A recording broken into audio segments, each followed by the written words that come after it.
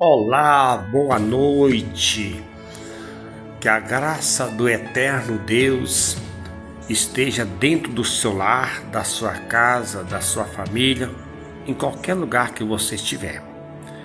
Hoje é 5 de julho, neste sábado de 2025. Juntos vamos estar aprendendo aquilo que nós estamos sempre estudando. E eu quero deixar para você aqui agora uma palavra, Isaías 64, versículo 6. O texto diz o seguinte, 64, versículo de número 6. Mas todos nós somos como o imundo, e todas as nossas justiças como o trapo da imundícia, e todos nós caímos como a folha, e as nossas culpas, como um vento, nos arrebatam. Olha, na parte A do texto, diz o texto o seguinte: somos como o imundo, e toda as nossas justiças como trapo de imundícia. Olha, a linguagem está no plural, no coletivo, falando da situação que estava o povo de Israel, o povo de Deus na época do profeta Isaías. Dizia que todos somos imundo, como imundo. Todas as nossas justiças são como trapos de imundícia, como um trapo cheio de sujeira, limpa a sujeira, tira a sujeira e fica no trapo toda a imundícia, toda a sujeira.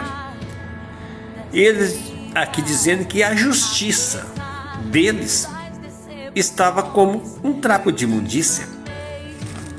Olha, um dos mais básicos conceitos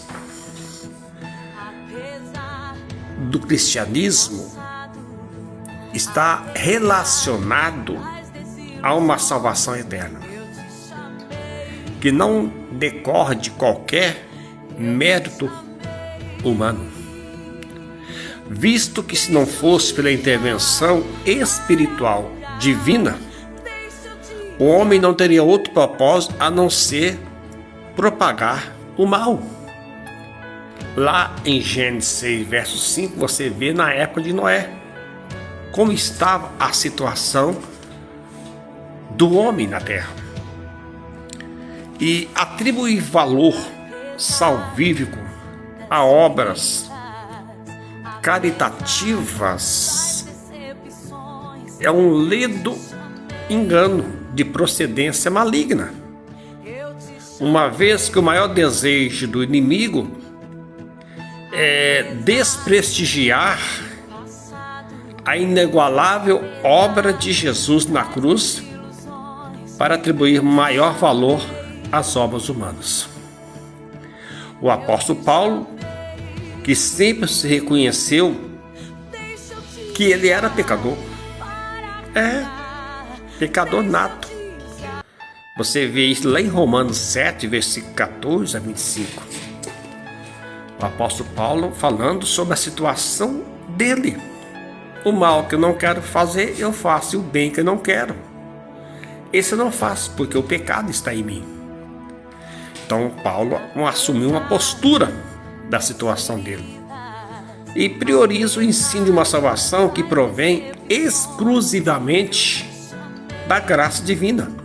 Lá em Efésios 2, versículo de número 8 e versículo de número 9, oriundo de um sacrifício que, para se tornar eficaz, não necessitou de qualquer participação humana, mas de participação divina.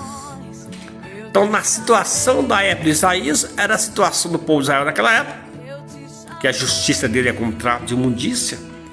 Mas aos gentios nos dias de hoje, a igreja na terra, é salvo não por méritos humanos, não por obras, mas pela fé.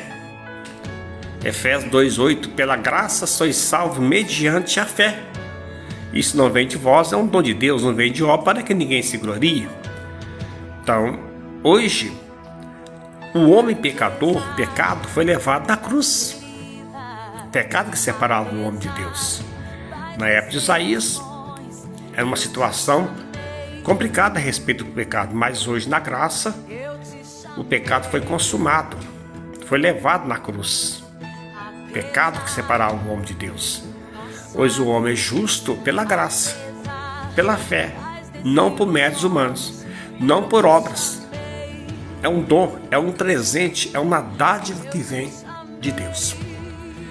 Analise bem essas palavras e escreva aí embaixo nos seus comentários a sua opinião.